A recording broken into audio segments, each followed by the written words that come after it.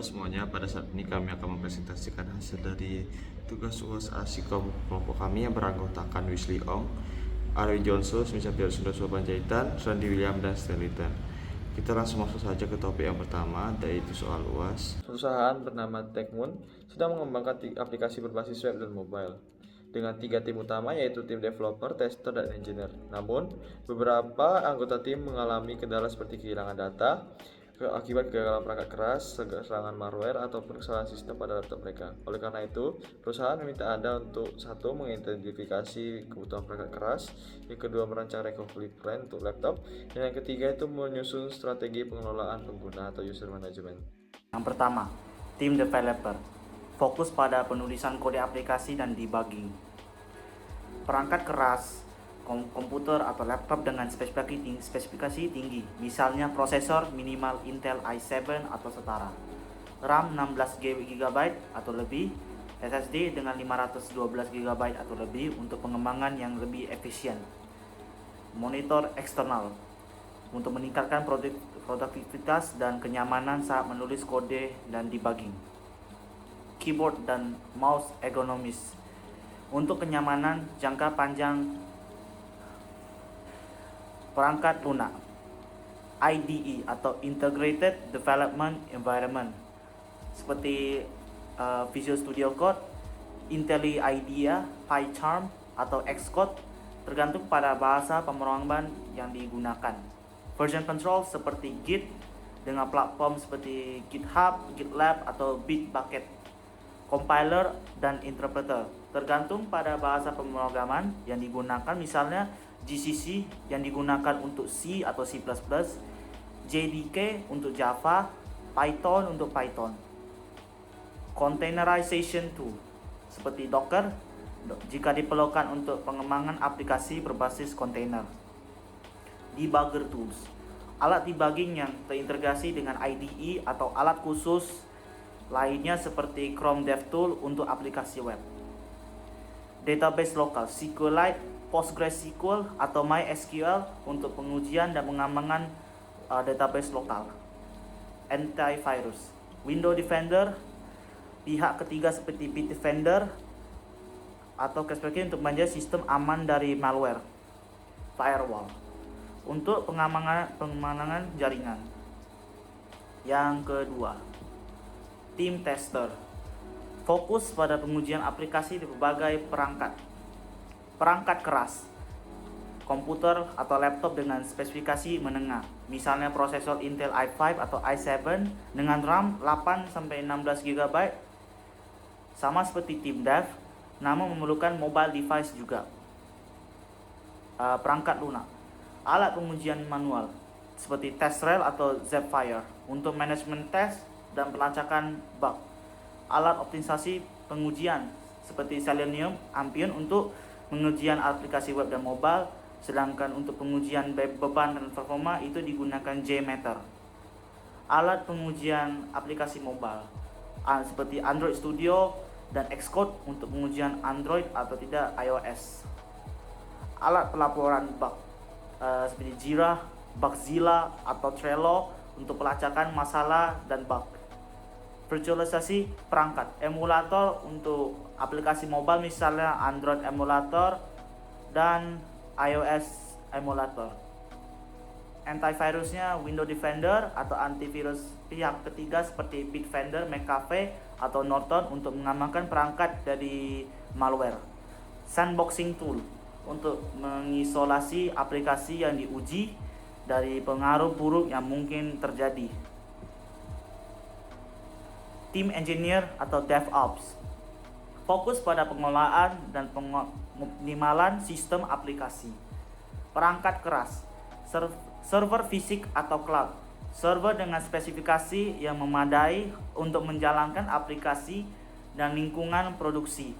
Server dapat berupa on-premise atau berbasis cloud, misalnya AWS, Azure, dan Google Cloud. Komputer laptop dengan spesifikasi tinggi untuk manajemen dan pemeliharaan infrastruktur diperlukan prosesor seperti Intel i7, RAM 16 GB atau lebih.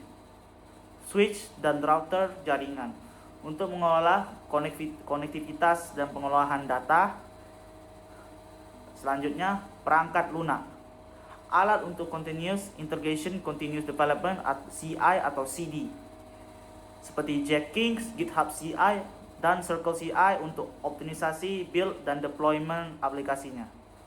Alat manajemen kontainer atau orkestrasi seperti Docker, Kubernetes untuk pengolahan aplikasi berbasis kontainer. Cloud Management Tool, AWS CLI, Azure CLI atau Google Cloud SDK untuk pengolahan infrastruktur cloud. Monitoring tools seperti Prometheus, Grafana atau Datadog untuk pemantauan sistem dan aplikasi. Alat untuk manajemen konfigurasi seperti Ansible, Chef atau Puppet untuk manajemen konfigurasi sistem otomatis. Sistem manajemen database adalah untuk pengolahan dan optimal database, contohnya seperti PostgreSQL, MySQL, dan MongoDB. Version control system digunakan untuk kolaborasi code dan contohnya adalah Git. Virtualisasi aplikasi contohnya adalah VMware, VirtualBox atau penggunaan cloud untuk membangun lingkungan virtual. Antivirus, Windows Defender atau Sophos untuk perlindungan endpoint. Antivirus server, perlindungan untuk server digunakan dalam pengembangan atau produksi aplikasi. Firewall dan IDS atau IPS atau kepanjangan dari Intrusion Detection atau Prevention System untuk menjaga infrastruktur cloud dan server tetap aman dari serangan luar. Selanjutnya saya akan menjelaskan tentang disaster recovery. Disaster recovery itu merupakan suatu konsep untuk mengamankan semua sistem, aplikasi, dan perangkat IT dari bencana yang akan datang.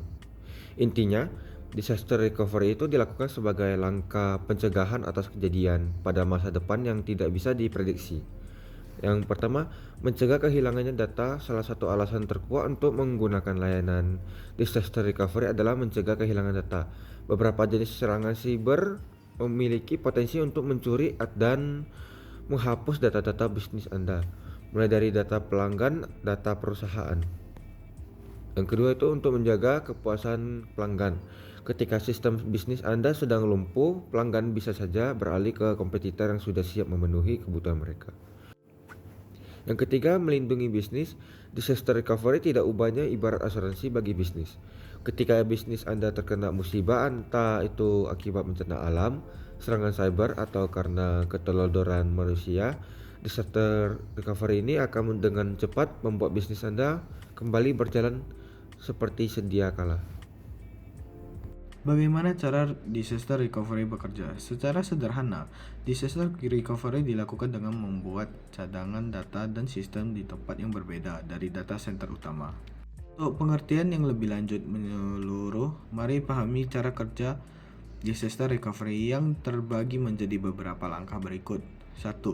Duplikasi data. Duplikasi data dilakukan agar data penting yang dibutuhkan perusahaan tidak hanya berada di satu tempat.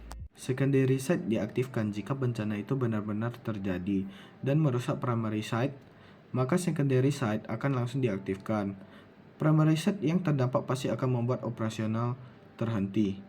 3. Membangun ulang primary site. Ketika secondary site mulai diaktifkan, maka primary site juga akan kembali dibangun. Primary site akan kembali dibangun dengan infrastruktur yang baru.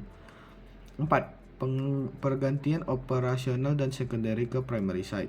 Saat primary site selesai dibangun, maka aktivitas perusahaan bisa kembali dialihkan ke tempat asalnya. Banyak strategi yang dipakai untuk pengelolaan data agar bisa terhindar dari masalah tersebut. Yang pertama itu ada penerapan sistem keamanan akses yang mumpuni. Akses terhadap data-data tersebut harus memiliki keamanan yang mumpuni, seperti itu factor authentication, membuat kata sandi kuat untuk akses data, dan membuat akun pengakses data yang terpisah dengan hak akses yang terbatas sesuai dengan kebutuhan masing-masing tim. Untuk kasus ini ada tim developer, tim tester, dan tim DevOps. Yang kedua itu pengelolaan data yang tepat. Masing-masing tim harus mengelola data dengan tepat dan aman, terutama data-data yang sensitif dan penting bagi perusahaan. Kita bisa melakukan hal-hal seperti menyimpan data di server yang lebih aman, mengunci data sensitif supaya tidak bisa curi, dan usahakan selalu backup data-data secara otomatis minimal 1 minggu sekali untuk berjaga-jaga apabila data-data tersebut hilang. Yang ketiga, sistem keamanan sistem yang terjamin. Pastikan sistem operasi selalu diupdate dengan patch keamanan yang terbaru supaya datanya bisa dilindungi dengan maksimal. Install software antivirus dan selalu melakukan pemindahan secara otomatis pada server. Yang keempat tuh penggunaan jaringan yang aman. Pastikan menggunakan wifi pribadi yang aman. Hindari menggunakan wifi publik tanpa perlindungan yang jelas. Bila perlu, batasi akses jarak jauh ke server dan aplikasi perusahaan hanya melalui perangkat yang terdaftar dan diperiksa keamanannya. Oke, baik semuanya itu saja untuk presentasi kami. Jika ada kesalahan, kami minta maaf dan terima kasih semuanya.